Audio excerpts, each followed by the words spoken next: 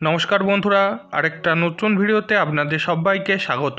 আশা করি বন্ধুরা বাবা মহাদেবের কৃপায় আপনারা সবাই ভালো আছেন এবং সুস্থ আছেন।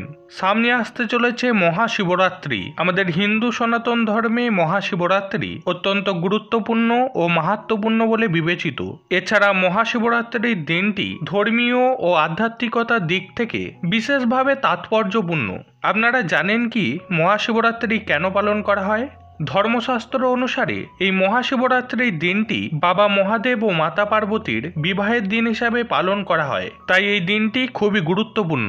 হিন্দু ধর্মাবলম্বীদের বিশ্বাস অনুসারে মানা হয়ে থাকে এই মহাশিবরাত্রির দিন সমস্ত নিয়ম মেনে বিশেষ ভক্তি ও শ্রদ্ধা অনুসারে বাবা মহাদেব ও মাতা পার্বতীর পূজা অর্চনা করলে এবং বাবার মাথায় দুধ ও জল অর্পণ করলে একজন ব্যক্তির সমস্ত পাপ নষ্ট হয়, ব্যক্তির সকল মনস্কামনা পূর্ণ হয়। তাই এই পবিত্র পূর্ণ দিনে আপনারা ভুলেও আপনাদের বাড়ি থেকে এই 5টি জিনিস কাউকে দেবেন না, তা না হলে আপনার জীবন ও সংসারে নেমে আসতে পারে চরম অশান্তি, অভাব অনটন ও দুর্ভাগ্যের শিকার হতে পারেন আপনি। তাই এই দিনে ভুলেও আপনি কাউকে দেবেন না এই 5টি জিনিস। তো বন্ধুরা, এই বিষয়ে বিস্তারিত আলোচনা করব আজকের এই ভিডিওটিতে। তার আগে আপনাদের কাছে একটি ছোট্ট অনুরোধ, আপনাদের যদি ভিডিওটি দেখে ভালো লাগে তাহলে ভিডিওটিকে অবশ্যই একটি লাইক করে নিজের আপনজনদের সাথে শেয়ার করে দেবেন, যাতে তারাও ভিডিওটি দেখে উপকৃত হতে পারে। আর কমেন্টে পুরো শ্রদ্ধার সাথে হর হর মহাদেব লিখতে ভুলবেন না। তো চলুন বন্ধুরা, ভিডিওর মূল পর্বে যাওয়া যাক।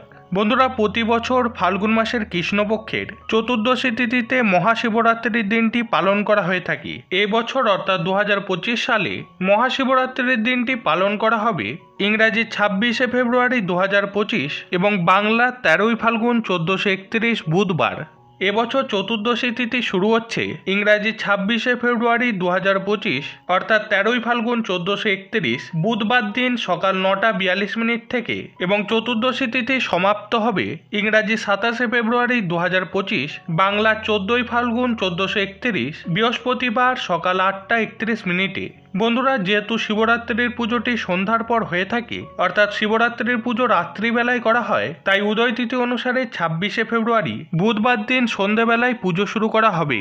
তবে যারা সকালে পুজো করতে চান তারা বুধবার দিন সকালে 9:41 পর পুজো শুরু করতে পারেন।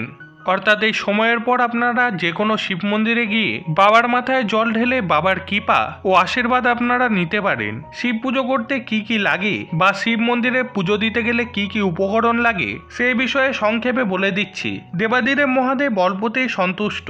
বাবার পুজোতে বেশি কিছু জিনিসের প্রয়োজন হয় না, তবে বাবা মহাদেবের কিছু প্রিয় জিনিস রয়েছে, সেইগুলি বাবা মহাদেবকে নিবেদন করলে বাবা মহাদেব অধিক তুষ্ট হন এবং ভক্তের সকল মনোবাঞ্ছা পূর্ণ করেন। শিব পুজো করতে গেলে সর্বপ্রথম বাবা মহাদেবকে পঞ্চামৃত দিয়ে অভিষেক করাতে হবে। পঞ্চামৃত তৈরি করতে লাগে দুধ, দই, ঘি, মধু এবং চিনি বা শর্করা। পঞ্চামৃত দিয়ে শিবলিঙ্গ অভিষেক করা হলো সর্বোত্তম এবং বাবা মহাদেবকে বাবা মহাদেবের প্রিয় ফুল, ফল ও মিষ্টি নিবেদন করে পূজা সম্পূর্ণ করতে পারেন। বাবা মহাদেবের প্রিয় ফুলগুলি হলো নীলকণ্ঠ, আকন্দ, ধুতুরা এবং যে কোনো প্রকারের সাদা ফুল। ফলের মধ্যে অবশ্যই আপনারা দিতে পারেন বেল ফল, ধুতুরা ফল, কুল, আঙ্গুর ও কলা। 5 প্রকার, 3 প্রকার অথবা একটি ফলও আপনারা দিতে পারেন। তবে শিব পূজাতে সর্বদাই আপনারা গোটা ফল নিবেদন করবেন। মন্দিরে পূজা দিতে গেলে বাড়ি থেকে একটি ঘটিতে পঞ্চামৃত বানিয়ে নিয়ে যাবেন। ধূপ, কর্পূর, একটি মাটির প্রদীপ, তেল, সলতে, গঙ্গাজল, চন্দন, গোটা আতপ চাল, ফুল, ফল ও মিষ্টি এই সামগ্রী বা উপকরণ নিয়ে আপনারা শিব মন্দিরে যাবেন এবং বাবা মহাদেবের পূজা অর্চনা করবেন। বন্ধুরা, আমাদের শাস্ত্র অনুসারে সনাতন ধর্মে প্রত্যেকটি পবিত্র ও পুণ্যতিথিতে বিশেষ কিছু নিয়মবিধি রয়েছে, যেগুলি আমাদের সকলেরই মেনে চলা উচিত। মহাশিবরাত্রির দিন খুব সকাল সকাল ঘুম থেকে উঠবেন, দেরি করে ঘুম থেকে উঠবেন না। সম্ভব হলে অবশ্যই এই দিন গঙ্গা স্নান করবেন। এই দিনে গঙ্গা স্নানের রয়েছে বিশেষ মাহাত্ম্য, কারণ 144 বছর বাদ দেখা দিয়েছে বিরল সংযোগ। কারণ এই মহাশিবরাত্রির দিনে রয়েছে ষষ্ঠ এবং শেষ অমৃত স্নান। তাই অবশ্যই এই দিনে যে কোনো পুণ্য নদীতে, বিশেষ করে গঙ্গা নদীতে স্নান করবেন। তবে তা সম্ভব না হলে যে কোনো পুকুরে বা বাড়িতেও আপনারা স্নান করতে পারেন এবং স্নানের পর গঙ্গা জল ছিটিয়ে নেবেন। তারপর আপনার বাড়ির পূজাটি সেরে নেবেন। এরপর যে কোনো শিব মন্দিরে গিয়ে বাবার পূজা আরাধনা করবেন এবং বাবা মহাদেবকে জল অর্পণ করবেন। যদি আপনি মহাশিবরাত্রির সম্পূর্ণ ব্রত উপবাস রাখেন তাহলে এই দিন সারাদিন উপবাস থাকতে হবে। যদি আপনি সারাদিন উপবাস থাকতে না পারেন তাহলে একবার ফলাহার করতে পারবেন। এরপর রাত্রে 4 প্রহরের পূজা সম্পন্ন করার পর পরের দিন সকালে পারণ সম্পন্ন করে প্রসাদ গ্রহণ করে মহাশিবরাত্রির ব্রত বা উপবাসটি আপনি সম্পূর্ণ করতে পারেন। এই মহাশিবরাত্রির দিনটি একটি অত্যন্ত পবিত্র ও পুণ্য দিন। এই দিন মাতা পার্বতী ও ভগবান শিব এই মর্তলোকে বিচরণ করেন, তাই এই সময় আমাদের সমস্ত কাজ ভেবেচিন্তে করতে হবে। মহাশিবরাত্রির দিন এমন কিছু জিনিস রয়েছে যা আমাদের কাউকেই দেওয়া উচিত নয়, এতে আমাদের ঘোর অমঙ্গল হতে পারে। যদিও আমাদের হিন্দু শাস্ত্রে দান করা মহৎ কাজ এবং এই মহাশিবরাত্রির দিনটি দান ধ্যানের জন্য উত্তম ও পূর্ণ ফল প্রদায়ী, তথাপি আমাদের দানের ক্ষেত্রে সর্বদাই সতর্ক থাকা উচিত। এই দিন এমন কিছু জিনিস রয়েছে যা আমাদের ভুলেও দান করা উচিত নয়, এতে কিন্তু হিতে বিপরীত হতে পারে এবং জীবন ও সংসারে চরম বিপর্যয় নেমে আসতে পারে। পরিবারের সুখ শান্তি বিঘ্নিত হতে পারে এবং ভগবান শিব, মাতা পার্বতী ও মাতা লক্ষ্মীর কৃপা ও আশীর্বাদ থেকে বঞ্চিত হতে পারেন। তাই এই দিনে ভুলেও আপনারা এই 5টি জিনিস কাউকে দান করবেন না। চলুন কি কি সেই জিনিসগুলি সে সম্পর্কে জেনে নেওয়া যাক। বন্ধুরা, মহাশিবরাত্রির পবিত্র পূর্ণ দিনে ভুলেও যে জিনিসটি সর্বপ্রথম আপনারা কাউকে দেবেন না তা হলো আতপ চাল। বন্ধুরা, এই দিন আপনারা ভুলেও আপনার বাড়ি থেকে আতপ চাল কাউকে দেবেন না বা দান করবেন না, কেননা এই দিন আতপ চাল দান করলে চন্দ্র ও বুধ গ্রহের দোষ দেখা দেয়, যার ফলে আপনার জীবন ও সংসারে নানা রকম অশান্তি ও বাধা বিঘ্নের সৃষ্টি হতে পারে। তাই এই দিন ভুলেও আপনারা আপনার বাড়ি থেকে কাউকে আতপ চাল দেবেন না বা দান করবেন না। দ্বিতীয়ত, এই দিন ভুলেও আপনারা যে জিনিসটি কাউকে দেবেন না সেটি হলো মধু এবং চিনি।